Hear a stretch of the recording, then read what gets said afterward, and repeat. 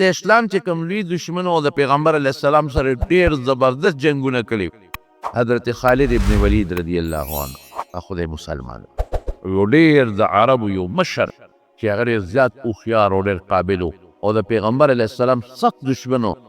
عمرو بن العاص رضی الله عنه دی هم مسلمان او بل یو زبردست کافر چې تاسو به ټول وپېژنئ د ابوجهل و عکرمه دا خدای پاک مسلمان او واقعات یې څنګه حضرت خالد ابن ولید وایي چې زما زړه کې داسې د اسلام رڼا راتله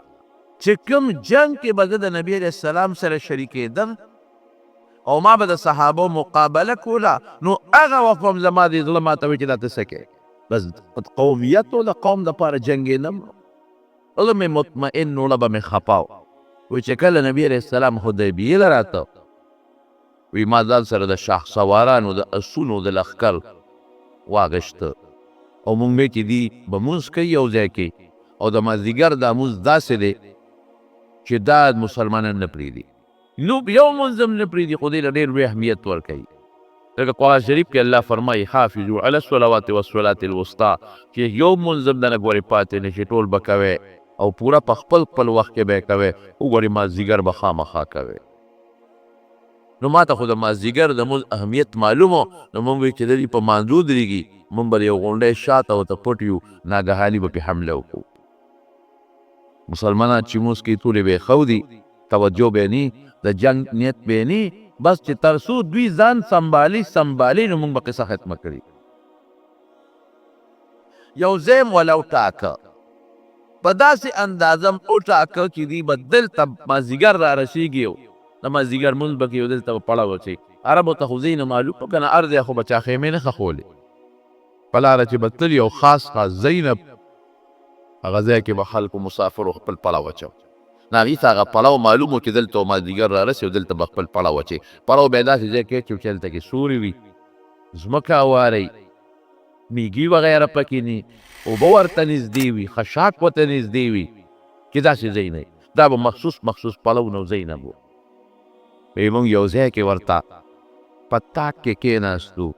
وی هغه لار وه نبي علیه السلام هم په هغه لار را روان دي جاسوسان نوم مقرر کړي د هغې اطلاع راکړه چې په دې لار راځي وی ناګهانه یې لار بدله کړه په بل لار لاړ وی ما ملګرو ته وی چې داسې معلومېږي چې دا رښتونی پیغمبر دی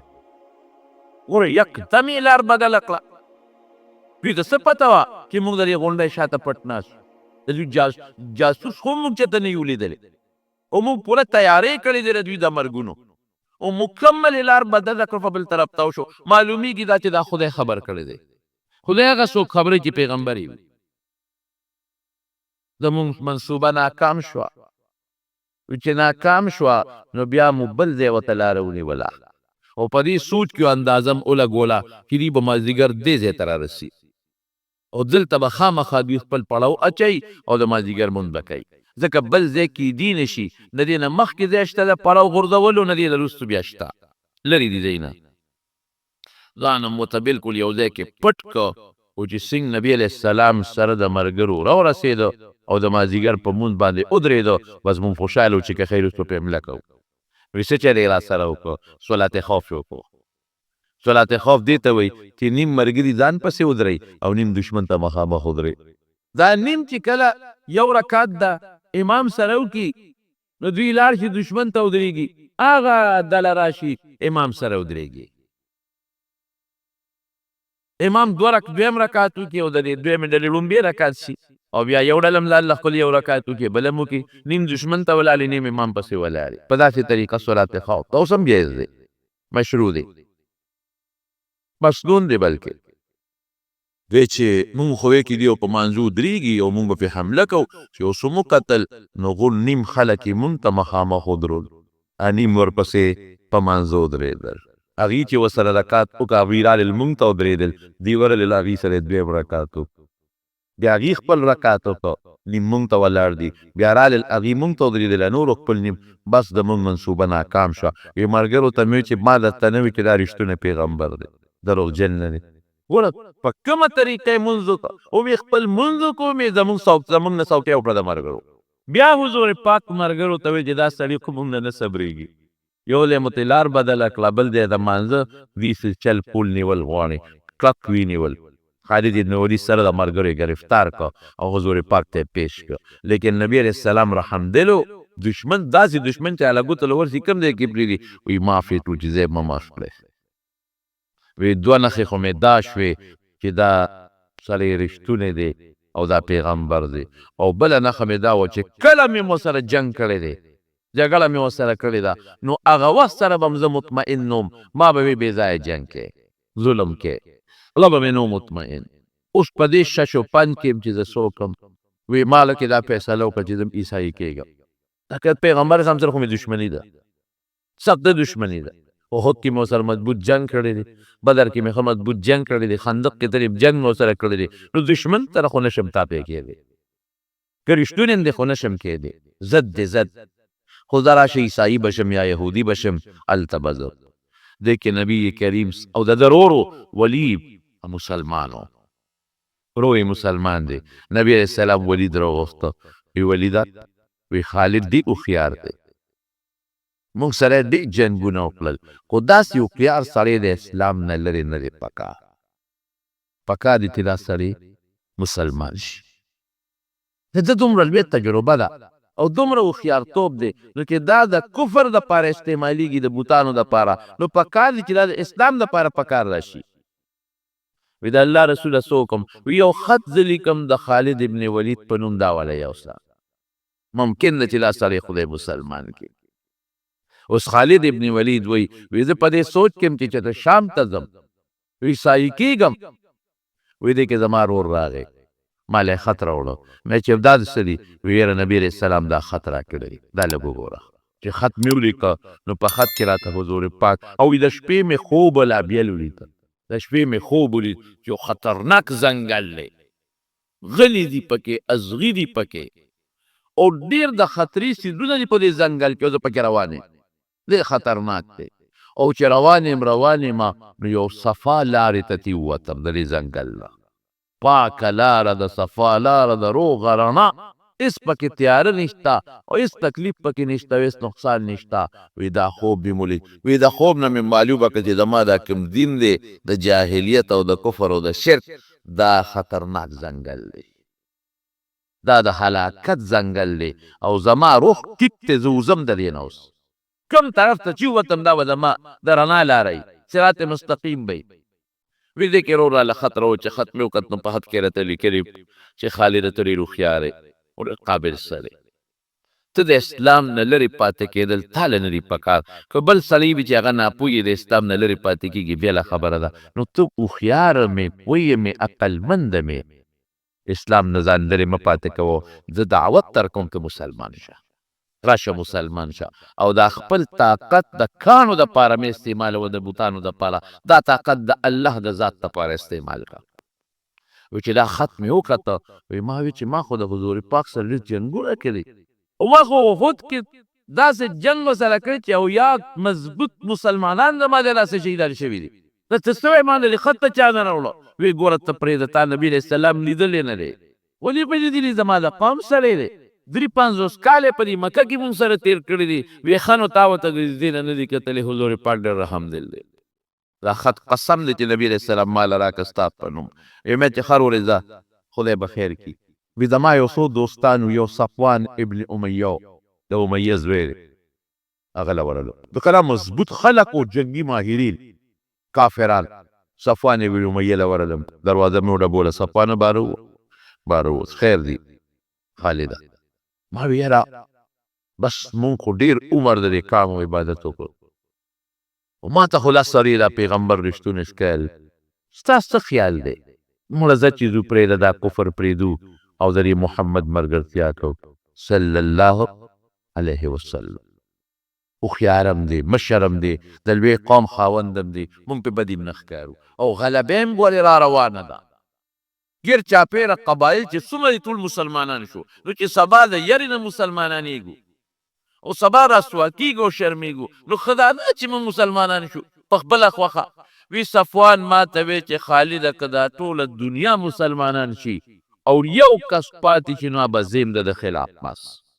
نورې خبرې پرېږده زه نه مسلمان یم ټوله دنیا ری د مرګري چې ته مرګري شه یو زبه په دنیا کې د دشمن مې د مقابل وراړه وی ما وی چیرې دی کدا غصه دی جذباتي دي په دې وجه چې په بدر کې د پلار امیه مړ شوی دی او د ضرور مړ شوی دی نو دا ځکه غصه دي جذباتو کې دی دویمه خبره ورسره نه کوم دوستانه مې ده ورسره د دې نه پس لاړم بیا چاله یو بل زما دوستو هغه له ورلم هغه ته مې وویې اکرامته د ابوجهل زوی دی هغه له ورلم اکرامه زما دوست و دم زبردست جنګي ماهر و اکرامه فیروزي او مسلط کو دا ټوله خبره مې هغه ته وکړه چې مسلمانین غلبه له دې سړي را روانه ده او بیا چې د رسوایانې اسلام وروړو د زور نه نو بده خبره ده او مونږ ته پته نه چې رښتونه دی او در یو لوی لسبه قوم خاوند دی نو که د ده مونږ ملګري شو بد یې پې نه ښکاري وی اکرمه وی چې سوال نه پیدا کېږي چې زه مسلمان شم که دا ټوله دنیا را د تابع شي دا ټوله دنیا د یو دشمن دی ما وی چې دا د ابوجهل زوی دی پلار یې بدر کې مړ دی د پله کې غوسه پرته ده دا هم نه مسلمانېږي یو بل دوست مې و هغه له ورلم عثمان ابن طلحه هغه له ورلم چې عثمانه زما له خو بدل دی زه خو بس ما ته خو د اسلام رښتونی دین ښکاري او دا سړی ما ته رښتونی پیغمبر ښکاري او ډېر زیات مخالفتونه وکړل موږ څه ګټه وکړه خو بدې خبرې خو نه کوي او د کانو عبادت مه کوئ بوتان مونږ په واقعي په خپل لاس جوړ کړي دي نو چې په خپل لاس هم کوم شی جوړ کړو هغې ته سجدې کوو وایي زنا مه کوئ نو خبره یې بده خو نه ده او بچي مو وجنې نو خبره خو یې بده نه ده هغه وایي لوڼه مه قتلوئ نو خبره خو یې بده نه ده او برمن طوافونه مه کوئ نو خبره یې بده نه ده مردارې مه خورئ نو دا څه بده خبره ده پردی مال مه خورئ دا څه بده خبره ده پاک اوسېږئ کومه خبره د هغه غلطه چې موږ پکې نقطه راوباسو عثمان ما ته وایي چې خالده مقصد دې څه دی مې چې مقصد خو مې دا دی چې زما خوړه کېږي که ته مې ملګری شوې نو زه چې دو مسلمانېږو عثمان وایي چې ما هم بېګا دا سوچ کړی ملګری مې ځان له کته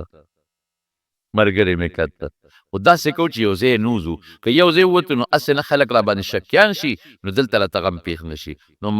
یو ځای دی یأجج هلته به زم لاړ شم او ته به راځه هلته به سره میلاوي بس وی خوشحاله شوم چې ملګری مې پیدا شو وی چې هغه مقام ته زه لاړم نو عثمان زمانه مخکې رسېدلی و په خپل ساري باندې سور و چې لږ لاړو نو عمرو بن العاص مشر سړی د هوښیار جنګي ماهر چې مشورې به د مکې کافرانو اخېستې را ده نه به اخېستې را سره میلاو شو موږ ته یې ویل چېرته دی موږ وی خدایه دا خو مشر دی منصوبې د جنګ خو به ده تیارول خو قابل سړی دی اوس ده سره څه وکړو موږ ورته ته چېرته ځې وی نه تاسو راته ووایئ موږ وی ښه نو بد خو به نه ګڼې وی زه پوه شوم در بد زه پوه شوم تاسو جوړ مدینې ته روان یې موږ یې همدغسې وګڼه وی زه هم روان یم زه هم روان یم څه سوچ دی ستا ته هم روان یې ستا څه سوچ دی وی زه خو د ډېرې مودې نه په دې سوچ کې چې زه به کله نه د اسلام کې داخل شم مسلمان به شم خو د خپل قومیت مې پرېښودم نن مې لکې سوچ وکړه چې راشه راځئ ګنده ځان وباسه وی چې ګوره اوس اسلام خو عجیبه دین دی که نه قسم دی چې سړی سوچ وکړي زمونږ دا دین مونږ له خدای خوښ کړی دی الله وایي ورضیت لکم الاسلام دینا پاک دامنی والا دین دی پاک دامنی مرداره مه خوره پردی مال مه خوره د مشر عزت کوه د مور پلار احترام کوه د بچي او د یتیم په سر لاس ایږده خدای ته سجده لګوه د لوڼو حق مه خوره د خور حق مه وهه ګاونډي ته ضرر مه رسوه دې کې کومه داسې خبره ده چې هغه زمونږ د فایدې نه ده کومه خبره کې زمونږ تاوان دی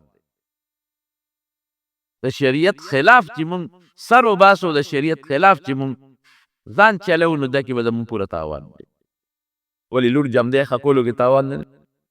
ولې لور له خپل حق ورکولو کې تاوان نه دی ولې بدعملي کول او زناکاري کول تاوان نه دی د وجود تاوان د مال تاوان او د مسلمان عزت اخیستن تاوان نه دی ولې پردی مال خوړل تا مال چې څوک خوري ته نه خفه کېږي نو پردی ولې خوري ستا د مشر چې څوک قدر نه کړي ته نه خفه کېږي نو پردي مشر قدر ولې نه کوي ستا د بچي په سر چې څوک لاس راکاږي ته پرې خوشحالېږي د پردي بچي په سر ولې لاس نه راکاږي ستا ګاونډي کې تا ته ضرر رسي ته خفه کېږي نو ته ولې بل ګاونډي ته ضرر رسوې تا سره چې څوک ښېګړه وکړي او ته یې قدر ونه کړې ښه پټېږي به که نه نو چې خدای در سره ښېګړه کړې ده نو د خدای قدر ولې دی سر ورته ولې په ځمکه نه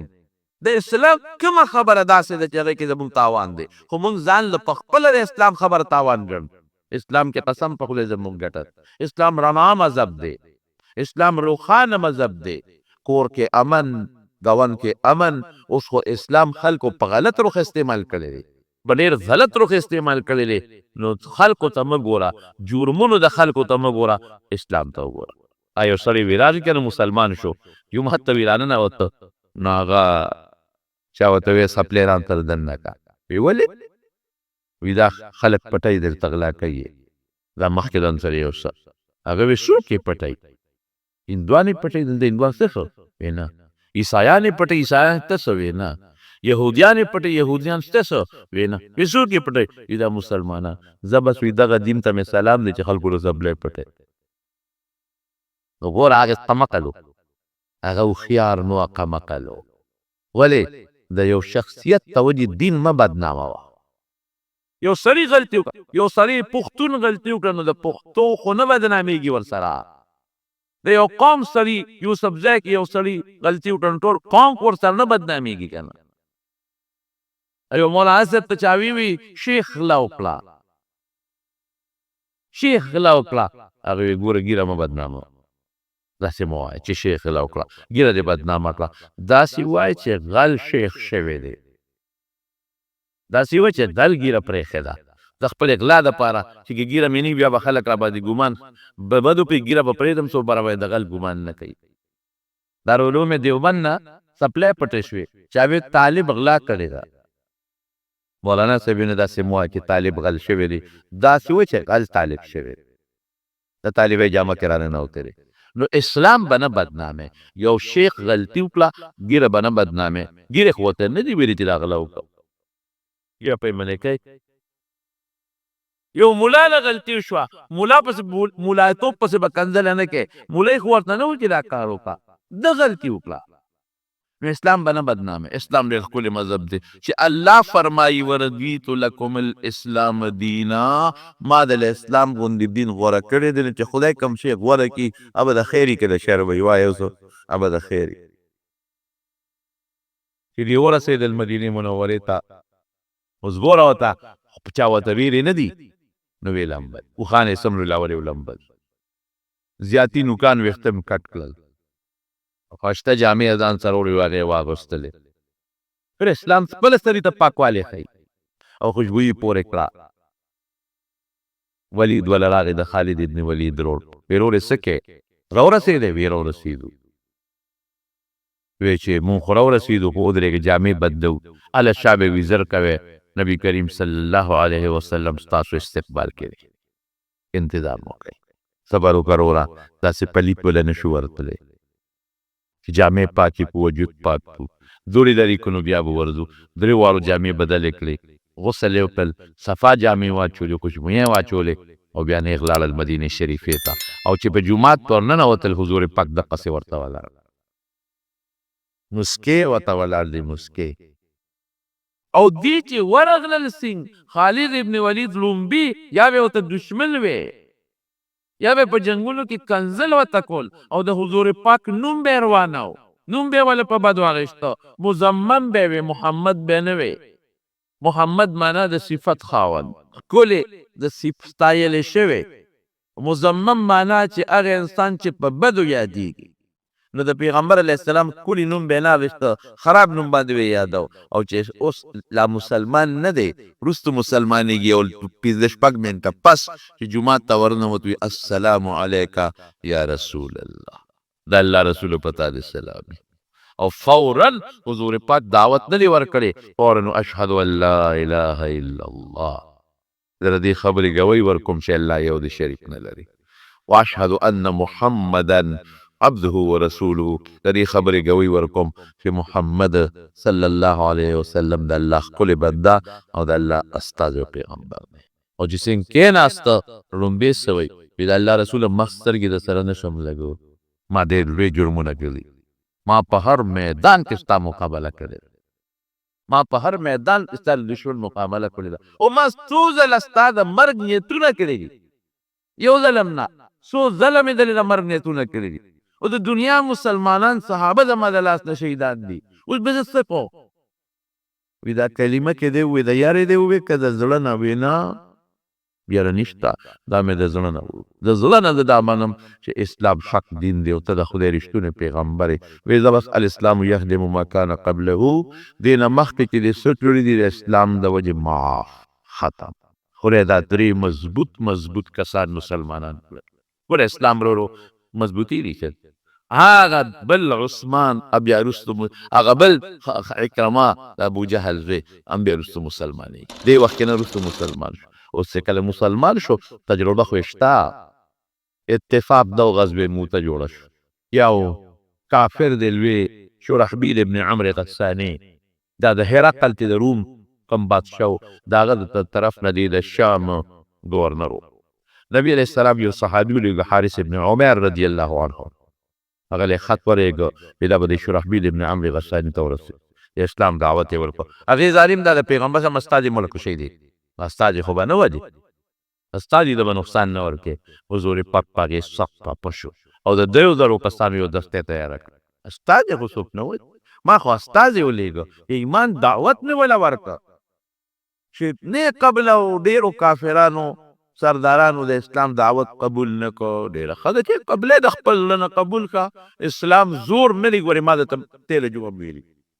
دا خلک اسلام بدناموي دا ناقص العقل دي پوهېږي نه چې اسلام په زور خور شوی دی په زور د چا په زړه کې څوک اسلام نشي وردننه کولی پلار په زوی په زور خپله خبره نشي مناولی ګاونډي په ګاونډي نشي مناولی مورې په لور نشي مناولی نو بل څوک به څنګه مناو اسلام د دغه شی دی د جنګونو هغه وجې جدا دي درته مې ویلي پرې خفه شو چې دا خو استاد دی که دې منلی او که پخه ما د خیر یو دعوت در که دې نه مننو ته پېشه خپل دین دې پېشه نو نبي علیه السلام د 3000 کسانو لښکر تیار کړ او حضور پاک د سپینه جنډه جوړه کړه سپینه او زید ابن حارثه ته یې ورکړه او ویې فرمایل وی دا زید ستاسو امیر دی مشر دی که دې شهید شو نو جنډه به د جعفر سره ابا امیری که جعفر شهید شو نو جنډه به د عبدالله ابن رواحه سره او که عبدالله ابن رواحه شهید شو نو چې بیا چام جنډه واغشته به د مسلمانانو مشر نو چې پیغمبر علیه السلام دا خبر وکړو دا ښکاره وه که نه چې زید به شهید کېږي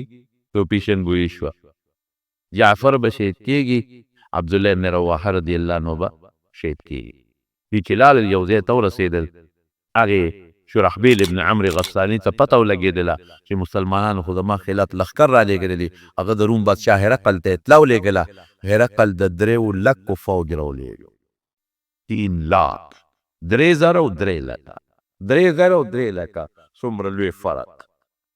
مسلمانانو ته چې پته ولګېدله د جاسوسي نظام نه بغیر جنگ نشي ګټلی جنگ کې به خامخا ستا جاسوسي نظام کې د دشمن د حالاتو نه خبرېږي څومره وسله ده څه قسم وسله ده په کوم طرف در باندې راځي د هغوی اراده شته نشته ډېرې خبرې دي په جاسوسي نظام نه اوس هم فوج نه چلېږي بغیر جاسوسي نظام نه جاسوسي نظام په هغه زمانه کې مو نبي علیه السلام هغه صحابو سره یې لېږلو چې راغلې وي 3 لاک لښکر دی کم و بیش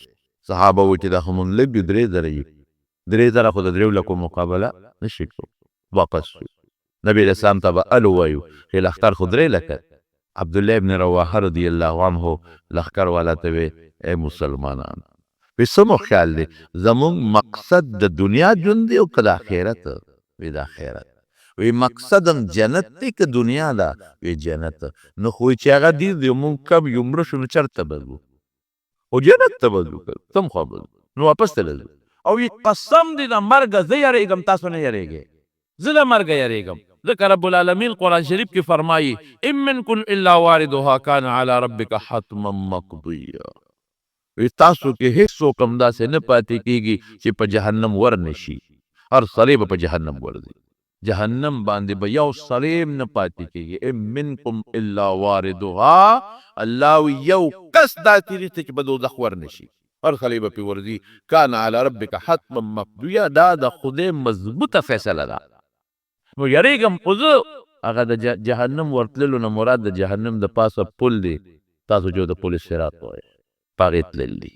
دې نه هېڅوک نه بچ کېږي. په جهنم د پاسه بار سړی تېرېږي او ښکاره خبره د احادیثو کې دا دي چې هغه پل بغیر د خدای د طاقت نه په هغې پورې وتل ممکن نه وي. ګران خبره ده. نو د مرګه خو زه یېرېږم. زه په دې سوچ کې یم چې مړ نه شوې،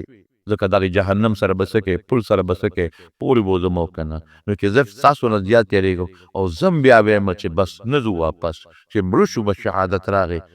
او که جمدي پاتې شو نو څه به کړي. قوم کې جذبه پیدا کړو ویدې کې پې ورځو. موتې ته ورسېدل، جم شروع شو. غزوې موته ورته وایي. جم شروع شو او دا په جمادي الاول 8 هجري وه. جنګ داسې شروع شو چې چاته 3 لکه او چاته 3 زره. داسې جنګ شروع شو چې زید ابن حارثه رضی الله عنه چا سره جنډه وه، دا شهید شو. لومبی هم دې شهید شو. مشر مخکې یو جنډه ورسره وه، خو چې څنګه دې شهید شو نو فورا حضرت جعفر جنډه واغېسته. ځکه نبی کریم صلی الله علیه وسلم ویلي دغه فرمایلی جعفر چې جنډه واغېسته یو کافر پرې رامنډه کړې، دا ښې لاسې وله و، دا ترې پرې شو. زه یې په دې ګس لاس په دې جنډه ونیوه. هغه توره اوچته کړو، ټس چې دا ګس لاسې ته و، دی هم پرې کړو. د زر په دې خپو کې او دې سینه کې جنډه راټینګه کړه. هغه پرې ټس چې وار وکړه دا سر یې وله و. نو 3 نمبر جنډه عبدالله ابن رواحه واغېسته، څنګه چې حضور پاک فرمایلي. کافر په هغه راغون شو، عبدالله ابن رواحه شهید کړه، جنډه خالد ابن ولید لاس کې واغېسته. اوس نبی کریم صلی الله علیه وسلم ته دا منظر خدای دقسې مخامخ ښیي، نیغ په نیغې ورته ښیي. مکاشفه د کشف دی، دا ورته خدای پردې ختمې کړلې او دا منظر دقسې ورته ښکاري. او جومات کې ناست دی او فورا رسول الله مبارک په ژړا شو او فورا وی قتل زیدون، زید شهید شو. اخذ الرأیة جعفر جنډه واغېسته. بیا وی جعفر شهید شو. اخذ الرأیة عبدالله ابن رواحه، عبدالله ابن رواحه جنډه په لاس کې واغېسته او سترګې بیګي. بخاري شریف په حدیث دی. او بیا فورا فرمایي وی عبدالله ابن رواحه هم شهید شو او جنبه چا واغېسته. اخذ الرأیة سیف من سیوف الله، دا الله د تورو نه یوې تورې جنډه په لاس کې واغېسته. خالد ابن ولید ته ځکه سیف الله وایي، د الله توره. دې میانځ کې یو خبره کومه، خالد ابن ولید د دنیا جهادونه کړي دي نه پس مضبوط لوی مجاهد و. فرنٹ لاین چې ورته وایي، خط اول ورته وایي، لومبې دی وروستو کړل. او چې کوم وروستو دي خلک دي مخکې کړل. ترتیب یې بلکل بدل کړ. 2 وجونه، یو خدا چې دا مخکې خلک ستړي دي د نبض، وروستو خلک هغسې ستړي نه دی، دا به مخکې کم. دویم دا چې دشمن باندې به روح پرېوځي، ځکه دا مخکې خو څو ورځې وجنګېدل نو پېژني یو بل، هغوی باندې به دا روح پرېوځي، دا جوړ نوی لښکر وله راغی. ګور جنګ کې به دا حکمت عملي استعمالی چې سار له جنګ شروع شو او خلک یې خواره واره کړل، سپونه ګډ وډ کړل، یو سپ د یو نه لري، بل د بل نه لري، بل د بل نه لري. او سی وروستو په غونډو کېنول چې کم ستر یو زخمیانو چې دشمن سبا جنګ ته راغی، هغوی ویله که د شپې وله نور کومک امداد راغلی دی. دا خلکو نو دا څو ورځې جنګ کې دا نو دا نوي دي، ورا غونډو باندې خلک ولاړ دي. نو ګوره لویه خبره په جنګ کې د دشمن د بیلات روب دی چې روب پې پرېوځي. سبا جنګ شروع شو، الله هغه 3 لکو لښکر له شکست ورکړ. مسلمان له خدای ګټه ورکړه، غنیمتونه حاصل کړل، د دنیا وسطې جمع کړلې، حاصل یې کړل. هغه شورحبیل پکې گرفتار شو، مردار شو پکې، چې هغه کم مشر و. لوی لوی سرداران یې مردار شو او دی بیا واپس رالل مدینه منورې ته. نبی کریم صلی الله علیه وسلم فرمای جعفر لاسونه کټ شو، نو نبی علیہ السلام الله با جعفر له په جنت کې داسې لاسونه ورکي چې ابا لکه د وزرو غوندې کار کوي، او دی به چې کم دی په جنت کې ګرځي نو به پرې الوزي. او د جعفر ماشوم زوی چې به چرته حضور پاک ولیده نو ورته وی یبن ذل جناحین، ای د 2 وزرو والا زویه. او عبدالله بن رواحه رضی الله عنه متعلق نبی علیہ السلام فرمایي چې ما هغه په یو تخت باندې ولیده او تخت یې لړقېده، دا تخت یې داسې لړقېده، کله به داسې ته، کله به داسې ته، کله به داسې ته، کله به داسې ته. هغه تخت یې لقیده. نو علماوی ته تخت لقیدل مولانا ادریس کاندهلوي رحمت الله علیه سیرت مصطفی کې لیکلي دي. وی تخت یې ولې لقیده؟ یو واقع نقل کړې ده. وی چې سومنات باندې کله محمود غزنوي حمله وکړه او دا سومنات فتح شو. سومنات دا یو لویه د بوتانو عبادت خانه وه، مندرو دوان فتح شو. سومنات چې د هغې کومه لویه قلعه او لوی مندرو هغې کې دننه نو په هغې د پاسه د اسلام جنډه ولګوله. نو دا چې څومره هندوانو دا ورته ټول لاغون شو او محمود غزنوي ته یې ویل چې بس داسې کار دی چې مونږ درته یو درخواست کوو په دې مندر کې زمونږ یو غټ بوت دی، هر څه چې کوې خو دا یو بوت عالمي ماتوه، څومره پیسې چې غواړې درکوو، څومره پیسې چې غواړې خولې نه وباسه. ځکه بوتان د ټول مات کړل چې په کوم ځای به ورغې او فتح کول بوت پې ماتو ټول زمونږ بوتان دې مات کړل. زه بس چې څه دې وکړل او دې کړل، خو ته دا مهرباني وکړه چې دا کوم غټ بوت دی په منځ کې دا راله مه ماتوه. اوس پیسې چې ته څومره غواړې دربه. چا ورته وی چې صاحبه خیر دی یو بوت دې پکې وي که نه؟ یو بوت دې وي دا به پرېږدو بله پیسې راکوي، زرګونه روپۍ راکوي او سره او سپین. هغه زمانې اوس خو روپۍ زمونږ اصطلاح کې ده که نه، هغه زمانه کې چې څه سکه وه او سره او سپین او هر څه راکوي، یو به ورته پرېږدو. د ده مړه نرم شو. زه وی صلاح پرې کوو. نو د شپې خوب ولي چې د میدان د حساب کتاب محشر نو یو فرشته مې دوزخ ته راکاږي، نو بلې فرشتې د مټه ونیوم امې جنت ته راکاږي. دا دوزخ ته چې مې کومه فرشته راکاږي نو دی وی دا بت فروش دی وی بت خرڅوي، دوزخ ته یې غورځو. هغه چې جنت ته مې کومه راکاږي هغه وی نه بت شکن دی، بوتان ماتوي، د دنیا بوتان یې مات کړل. نو زه ځکه جنت ته بوځم. نو څوک یې یا خوا راکاږي څوک یې بل خوا، چې د خوبه راپاڅېده هله شا به دا بوت ماتوي. الله شان ته ګورو چې بوت له ټس ورکړو ماتې که وی غورځو. دننه یې ګېډه دډو دننه پکې دومره هیرې جواهرات و چې هغې هندوانو څومره پیسې ورکولې هغې نه پکې زیاتې پیسې راوتې. دا خو خیر د دې مثال نه دی، مولانا ادریس کاندهلوي مثال نه ورکوي، ستاسو د پوهې دپاره ده. وی تخت یې لقېده. ولې لقېده؟ جنت ته روان دی ګورې او هلاویږي لقېږي. ولې؟ ځکه ویده وي چې زما مرګ نه دی خوښ، یارېږم خو یاره که مړ شم شهید بشم نیت به الله له لاړ شم. او قوم کې هم جذبه شهادت پیدا کړه. نو هغه تردد غوندې و د دنیا د ژوند او د مرګ په منځ کې چې الله وی ام منکم الا واردها، چې هر سړی په جهنم ورځي، ټول باندې به د پل صراط او خطرناکه لار ده. نو لږ مې تردد دی چې یاره څنګه به کېږي، خو بیا هم د خدای په لار کې جنګېږم او شهید کېږم. الله مسلمان له فتح ورکړه. نبی کریم صلی الله علیه وسلم په دې دریو صحابو ډېر زیات پریشان و، انتهایی زیات. حضرت جعفر د تر زوی او ماشومان بچي ته پاتې شو. حضرت زید دا د پیغمبر علیه السلام ماشوم لوی کړی دی، زید ابن حارثه. او په لومبۍ زمانه کې به ورته زوی وی زید ته به د حارثه زوی نه وایې، د محمد زوی به ورته وایې صلی الله علیه وسلم. بیا الله منع وکړه ادعوهم لآبائهم، نو بیا ویل د خیر اوسو تر پلار مه مخلې، نو ماشوم یې لوی کړی زید. او عبدالله ابن رواحه دا د حضور پاک شاعر و، د نبی علیه السلام په صفت کې به شعرونه وي او د مکې د مشرکانو بد به وي. په دې دلمن و خفه پې و، خو خیر په غزوې موته کې دغې شامیانو له او رومیانو له رب العالمین د مسلمان په لاس 3,000 مسلمانو له په لاس باندې الله 3,00,000 کافرو له شکست ورکړ. الله مسلمان له فتح ورکړ.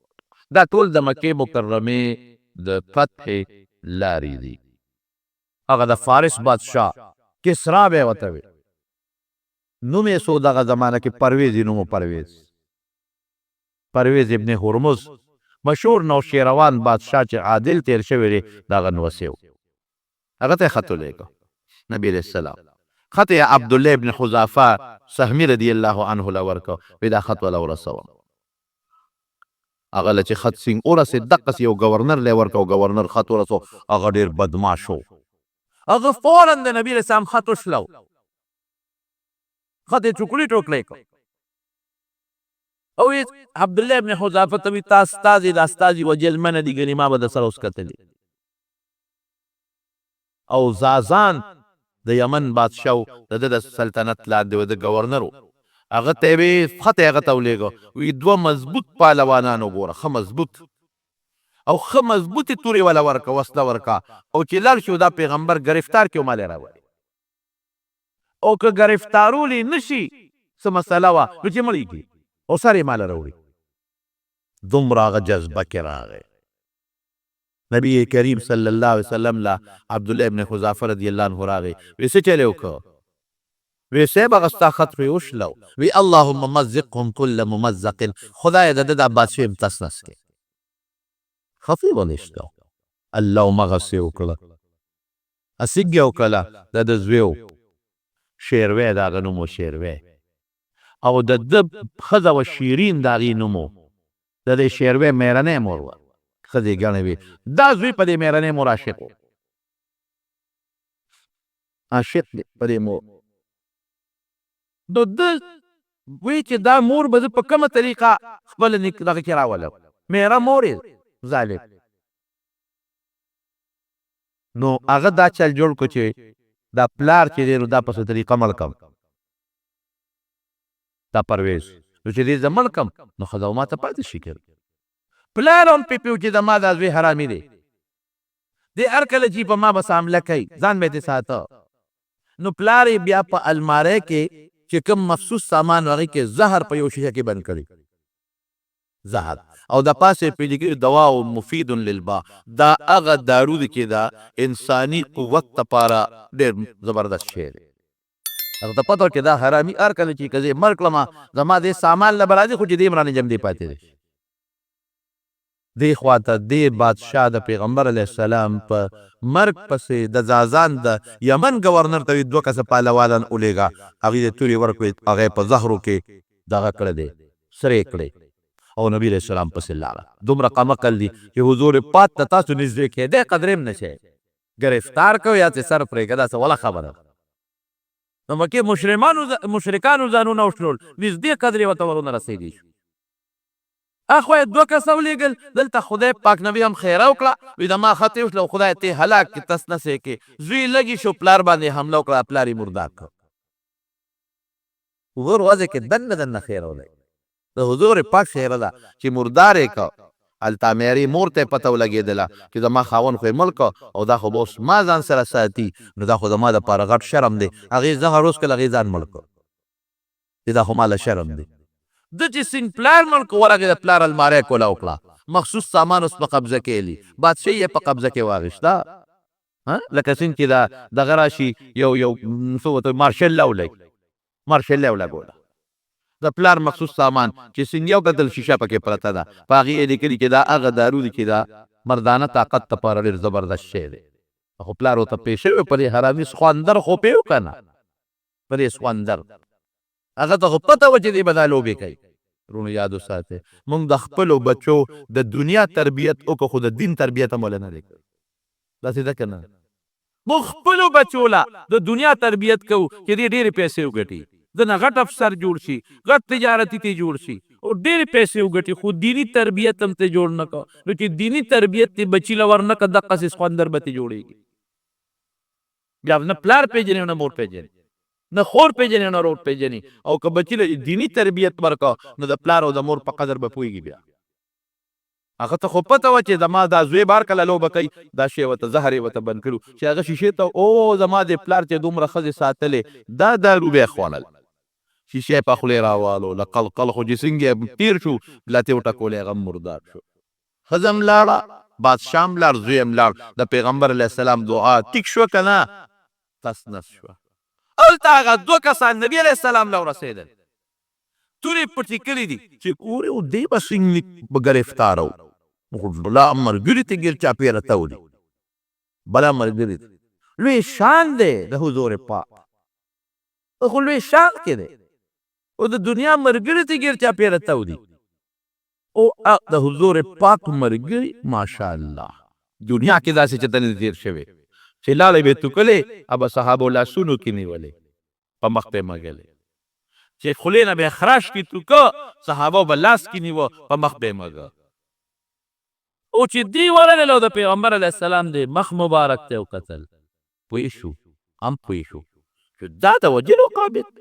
ذات وجو په خلق او دا خو مخ نه رڼاګانې خېږي خو چې څنګه نبي علیه السلام ته مخامخ ودرېده نو پیغمبر علیه السلام ته خو خدای کمالات ورکړي که نه ورته څه وایي نبي علیه السلام ورته وایي ان ربي قتل ربکما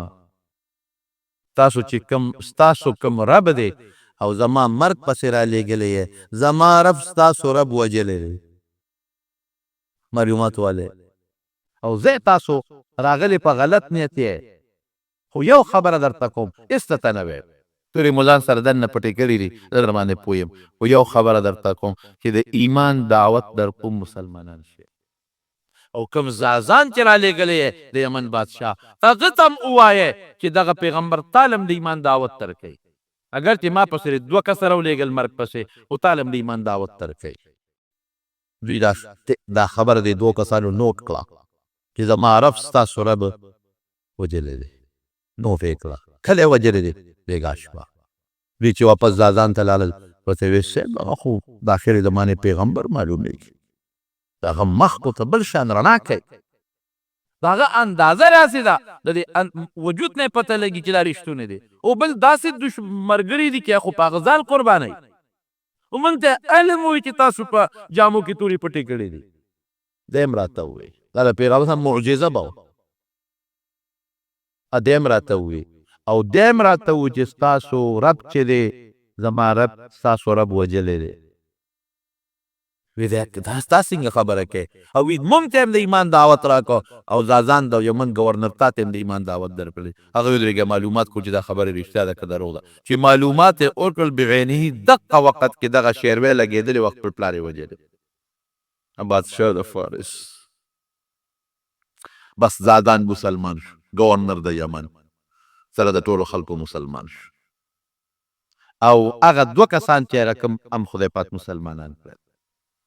او د فارس د بادشاه نه بادشاهي لاړه ختمه شوه لور یې بادشاه کړه زامن یې نو نبي اسلام ته چې اطلاع راولېږله وی اهل فارس خو جینۍ مشره کړله وی لا یفلح قوم ولوا امرهم امرأة وی چا چې ښځه مشره کړه دا قوم به کریم نه کامیابېږي خبره خلاصه شو بادشاهي لاړه تسنس شو د حضرت عمر فاروق رضی الله عنه په زمانه کې فارس هم د مسلمان په قبضه کې راغی بادشاهي د نبي اسلام هغې ته ورسېدل او د هرقل هغه خبره چې کړې وه چې که دا رښتونی پیغمبري نو بادشاهي به زما د قدمونو لره رسېږي همغسې وشوه شام د مسلمان قبضه کې راغی مصر د مسلمان په قبضه کې راغی یمن د مسلمان قبضه کې راغی دا د عثمان رضی الله عنه زمانه کې ټول روم او دغه علاقې د مسلمان په قبضه کې راغلی نور خطونه هم نبي علیه السلام لیږلي دي نجاشي ته یو خط لیږلی دی د حبشې بادشاه ته هغه ته یې خط ولیږه خط یې یو صحابي له ورکړه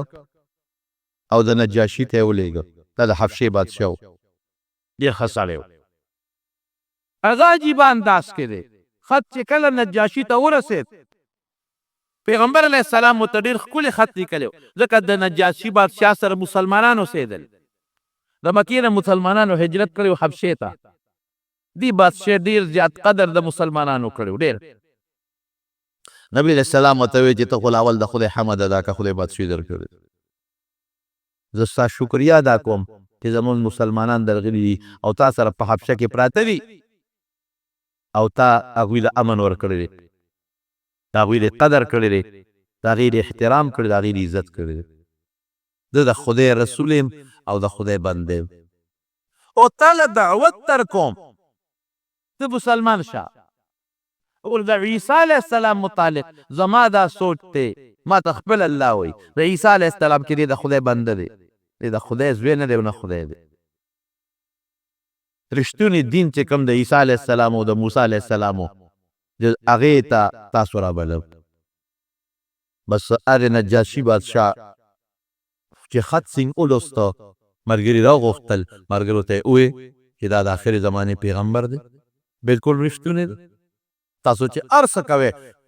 خیرم پدې کې دی چې د تابعداري وکړو او مونږه په د باندې ایمان راوړو. زمون په کتابونو کې چې د آخر زبانې د پیغمبر کم صفتونه دي ټول پکې موجود دي. دویمه خبره پکې نشته. ګوره سړی مخلص نو خدای نجاشي هم مسلمان شو د حبشې بادشاه او چې څومره د قوم رعیت و هغه ټول مسلمانان شو. او بیا نبی کریم صلی الله علیه وسلم ته یو خط راولیکو او خط کې لیکلي چې د الله رسوله ته زمانه اگر چې لري دستانه لري خو بالکل ستا دعوت ما اومنه او تا باندې ما غایبانه ایمان راوړو. زما ټول قوم هم پته ایمان راوړو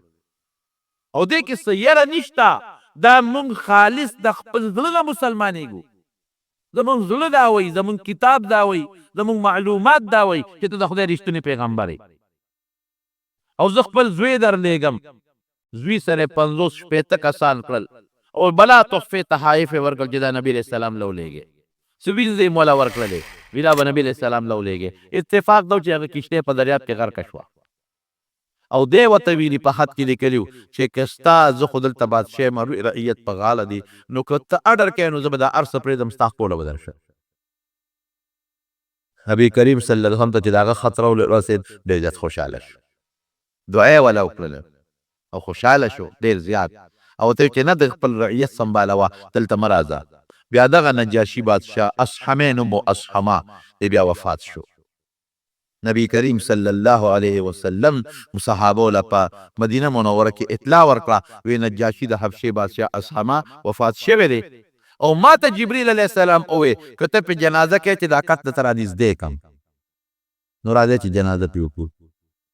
نو پیغمبر علیه السلام مخکې چې صحابه ورپسې شاته ودرېدل او حضور پاک په هغه غایبانه جنازه وکړله. دا غایبانه جنازه ګورې په شریعت کې نشته. ډېر صحابه په داسې ځایونو کې وفات شوي دي چې د جنازې هم څوک نو نبي هم په جنازه نه ده کړې او که ته په نجاشي پوه کړې ده نو هغې کې حدیث موجود دی چې جبریل علیه السلام ورته وویل چې زه درته دا کټ را مخامخ کومه. نبي علیه السلام وایي ما ته یې کټ را مخامخ که ما لیده تاسو نه لیده نو دا گویا کې غایبانه نه شوه، مخامخ به مخامخ په حاضر جنازې کړې ده او دعا یې موله غوښتلې ده.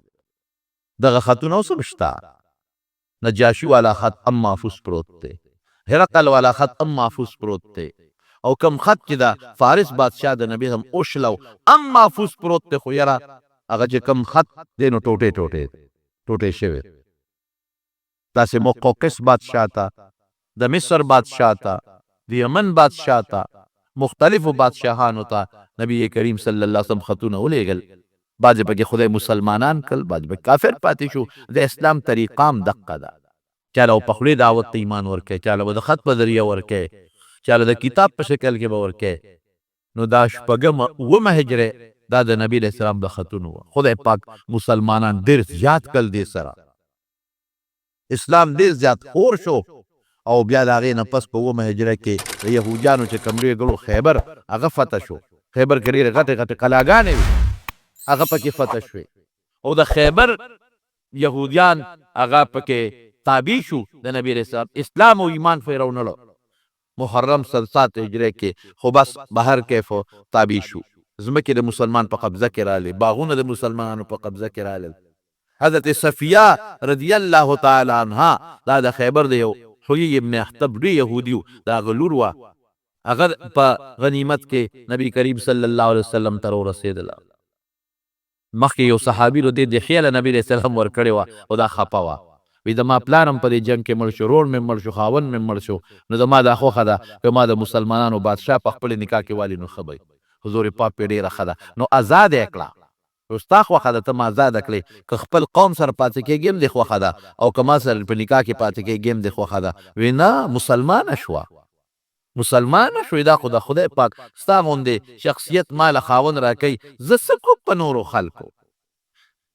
مسلمانه شوه. په دې مخ خلاف یو داغ و، سور غوندې داغ و.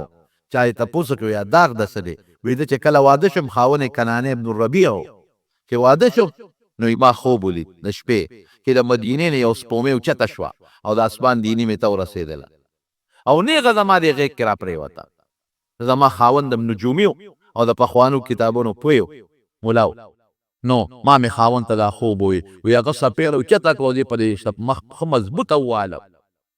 دا داغ دا هغې دی. وی ما ته وی ته جوړ د مدینې د بادشاه دا نکاح خوبونه یې نه مې چې دغه خوب مې څه خبر خو مکه خوب خدای رښتونی کړ د حضور پاک نکاح له خدای راوسته